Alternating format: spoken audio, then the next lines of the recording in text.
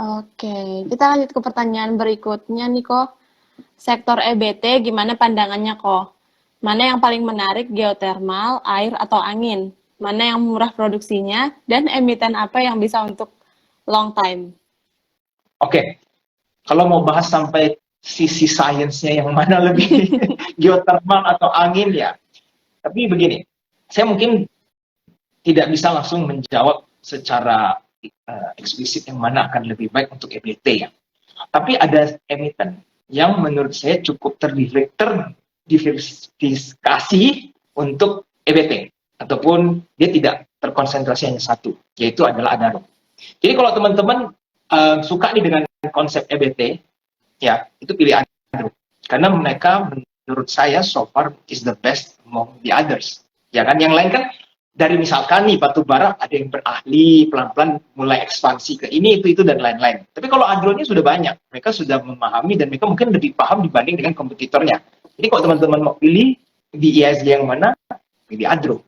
Nah tinggal nih, sekarang bukan artinya besok teman-teman langsung beli Adro ya. Tapi analisa dulu Adro ini gimana, pelajari dulu laporan keuangan lebih dalam. Setidaknya teman-teman sudah tahu harus analisa emiten apa untuk yang fokus ke EBT. Oke, berarti sebenarnya udah dipersempit ya, kok nggak harus menganalisa semuanya, dan tetap balik lagi ke lakukan eksekusi dengan analisa sendiri, jangan cuma hanya karena perintah orang lain. Oke, kita lanjut lagi nih kok, pertanyaan berikutnya, bagaimana prospek saham logistik bank seperti SMDR? Logistik ya. Oke, logistik itu sebenarnya menurut saya semuanya is doing well. Hampir semua lah, nggak semuanya. Nah, valuasinya juga masih cukup murah. Tapi kalau ditanya specifically SMDR, saya pribadi belum berani beli SMDR. Kenapa? Karena sahamnya sempat naik sudah sangat tinggi. Ya, jadi artinya sahamnya udah rally kenceng dan sekarang kan dalam fase turun gitu, downtrend.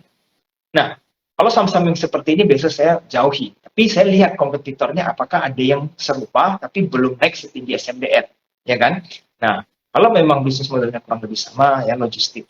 Apalagi kalau SMDR itu kan lebih berurusan dengan perkapalan, ya kan? Carilah kompetitor yang perkapalan. Banyak kok perkapalan di Indonesia, di ISG khususnya ya. Apalagi ada yang mau IPO, ya kan teman-teman bisa lihat ada yang mau IPO. Nah, itu tinggal dipelajari kompetitornya apa, pilihlah yang paling menarik dari segi laporan keuangan deh. Saya nggak perlu terlalu banyak teknikal supaya nanti teman-teman nggak, kalau beli itu lupa cut loss kan biasa fundamental yang akan menyelamatkan. Kalau teknikal teman-teman lupa, selesai, tenggelam, habis uangnya. Jadi teman-teman pelajari yang mana fundamentalnya itu paling bagus. Nah, pilih satu aja, nggak masalah. Gitu. Oke, ini ada pertanyaan nih kok, AG, UWINS dan SMDR, apakah mereka satu sektor? Untuk WINS ya, yes, mereka sama-sama perkapalan, betul. Oke, kita mungkin ke satu pertanyaan terakhir kali ya kok. Masih ada tiga ini terakhir kali ya kok ya. Boleh. Oke. Boleh, silakan. Berikutnya pandangan terhadap saham nikel kok. Oke, nikel ya. Hari ini kalau nikel kita lihat beberapa saham sih ada terjadi rebound dari low mereka ya. Contoh seperti Harum, ya kan? Harum itu kan nikel dan juga batu bara, ya kan? Cuma biasanya Harum itu ngikut sentimen nikel. Di Indonesia itu selalu seringnya gitu. Oke. Lalu ada yang rebound juga NCKL, ya kan? Nah, prospeknya seperti apa ini tergantung seberapa panjang teman-teman lihat ke depannya.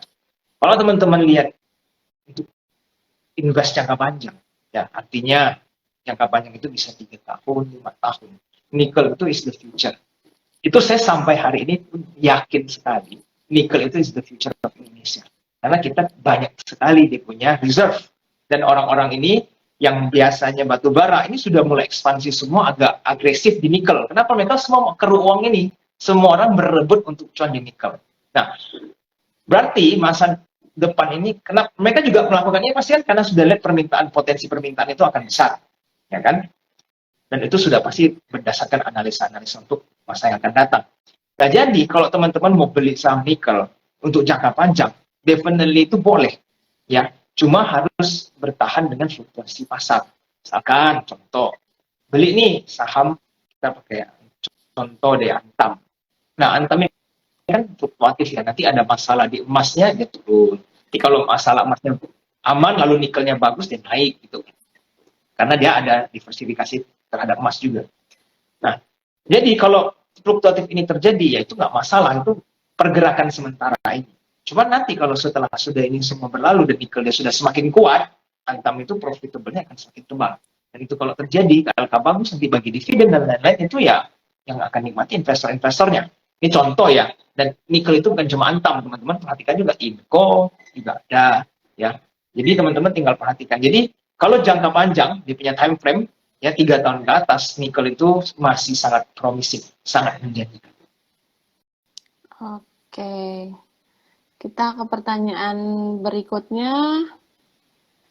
Ini masih lanjut yang tadi kok, yang EBT. Adaro berapa persen bisnisnya menuju EBT kok? Bagaimana dengan Medco yang punya geothermal, surya, dan angin? Oke. Jadi untuk berapa persen saya honestly belum tahu ya. Adro ada berapa persen yang sudah jadi EBT. Komposisinya itu seperti apa? Mungkin teman-teman yang ya, bisa cari tahu juga dari bisnis modelnya. Tapi kalau ditanya Medsi itu sudah bagus. Ya, dari segi mereka punya bisnis model, performance mereka itu bagus. Tapi kalau sekarang disuruh, boleh nggak kau beli Medsi sekarang gitu ya? Saya mungkin enggak. Kenapa? Karena dia lagi buyback. Ya perusahaan lagi mau buyback, ya dia bakal tekan harganya ke bawah supaya harganya murah. Nanti dijual lebih mahal. Jadi nggak mungkin sebuah perusahaan itu beli di premium jualnya cut loss. Itu nggak ada ceritanya. Nah, jadi kita teman-teman lihat aja, Medsi itu kan panjang, dia punya durasi buyback. Tunggu aja setelah buyback baru dibeli. Karena kalau teman-teman beli sekarang, ya paling cuma untung tipis-tipis, tapi potensi turunnya bisa gede. Jadi dia lebih akan cenderung ke bawah karena lagi proses buyback. Jadi kalau ditanya apakah Medsi oke mau dibeli, itu boleh nggak kok? Saya sementara sih nggak perhatikan Medsi dulu ya. Mungkin kalau ada yang suka minyak ataupun yang sejenisnya bisa lihat saham-saham yang lainnya bergerak di minyak juga. Oke. Nah, kita ke satu pertanyaan terakhir kok. Sebentar, saya pilih dulu. Sebenarnya masih ada 4 pertanyaan, tapi ini sebenarnya mirip-mirip ya. Ini boleh. Oke. Ini tadi mungkin sebenarnya udah dijawab sedikit sama Ko Age, tapi mungkin baru join lagi. Menurut Ko Age, Q3 dan Q4 emiten apa yang harus diperhatikan? Oke. Ya tadi saya sudah sempat bahas ya, kalau teman-teman mau lihat Q3, Q4, dari seluruh pembahasan kita itu ada sebenarnya 3 sektor, 3 yang bisa teman-teman lihat. Pertama itu batubara di kuartal ketiga akhir. Kan itu untuk spekulasi di nantinya ya, pada saat winter. Tapi itu baru spekulasi ya, masih artinya apa? Bukan artinya teman-teman dengar sekarang, oh saya ingat KOAG bilang batubara kuartal ketiga dibeli, lalu teman-teman beli tanpa analisa, itu bahaya sekali. Ya, karena teman-teman harus tetap memperhatikan pergerakan harga batubaranya. Ya, cuma teman-teman setidaknya jangan sampai terluput untuk sektor batubara. Itu di kuartal ketiga akhir. Lalu untuk menjelang kampanye berarti nanti ya masuk ke Q4 itu di saham consumer dan juga media atau advertising. Ya, jadi teman-teman boleh tuh pelajari saham-saham itu. Kenapa? Tadi saya sudah jelasin kenapa sektor consumer dan juga sektor untuk media itu akan menarik pada saat masa kampanye. Oke, kok satu pertanyaan lagi yang mungkin juga sebenarnya ini pertanyaan saya juga nih. Kita lanjut. Nih, Goto view-nya gimana kok? Oke. Ya, Goto ya, hari ini kan ada informasi ya, mungkin teman-teman lihat harganya Goto naik, makanya langsung terlihat ke Goto. Dan hari ini juga kebetulan ada berita, ya teman-teman bisa lihat lah headlines-nya, ada pergantian ya kan dari segi leader. Jadi apakah menarik? Saya rasa Goto is okay atau akan menarik jika nanti saya sudah mempelajari dari kuartal keduanya. Saya ada bikin video khusus untuk Goto sih sebenarnya, di mana teman-teman harus melihat beberapa jenis, dan itu ada di YouTube saya. Teman-teman nanti tinggal cek aja ya, di Agent Invest ada kok. Saya mengupas sih sebenarnya Goto itu kita harus tunggu beberapa poin ini baru teman-teman kalau mau beli untuk di buy and hold itu boleh. Ya, contohnya kalau untuk sederhananya itu kita harus lihat keadaan kompetitornya bagaimana. Market share Goto itu akan kemakan nggak dengan kompetitornya. Kalau misalkan itu semua ternyata Goto itu mampu bertahan, ya kan, dan dia mampu profitable dengan mempertahankan market share mereka, Goto itu layak untuk dibeli.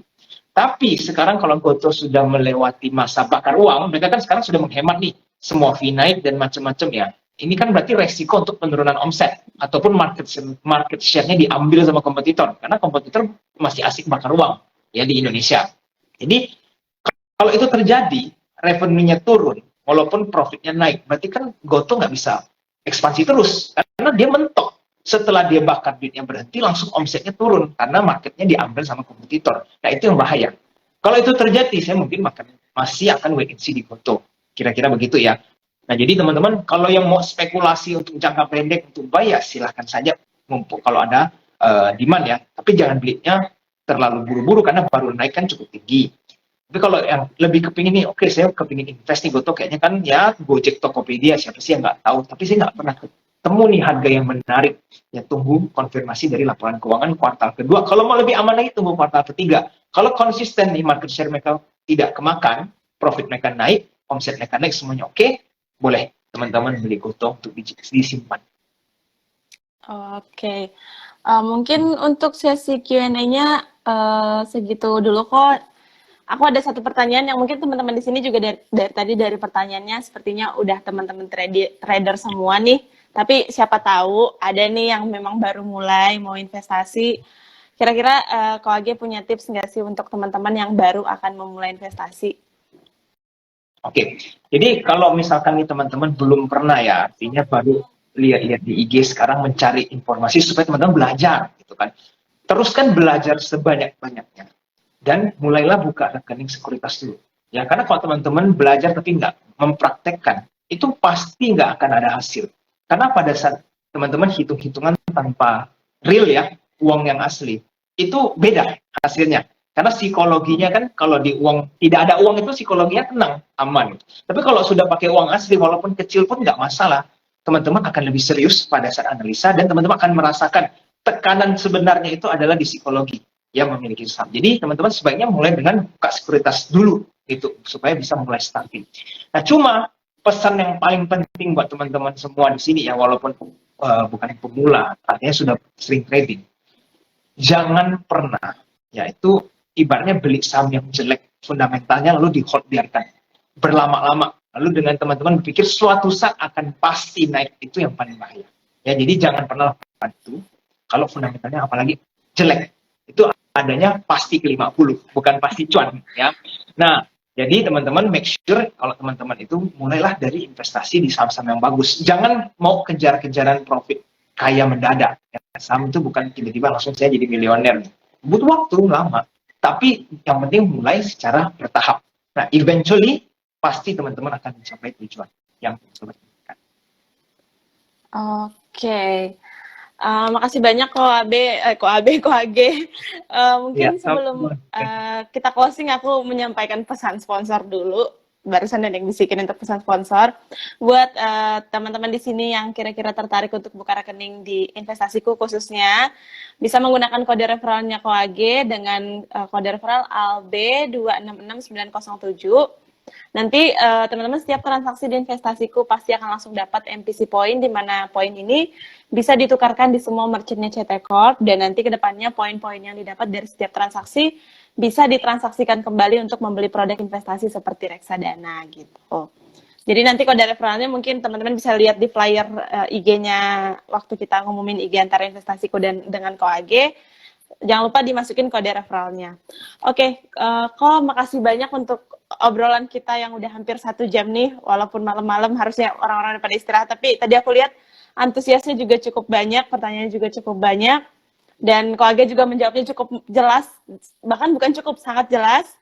Terima kasih Ko, mudah-mudahan apa yang Ko Age sampaikan bisa kita terapkan, juga bisa membantu kita untuk bisa trading dengan lebih baik lagi ke depannya. Dan harapannya kita bisa ngobrol-ngobrol lagi kok di lain sesi. Dan aku mohon maaf kalau ada kesalahan. selama live ini ya kok. Ya, sama-sama, thank you ya Kak Mary sudah invite ya. Jadi teman semua kita semangat untuk belajar investasi yang jangan pernah menyerah. Oke, thank you ya semua. Thank you ya Kak Terima Mary. kasih kok.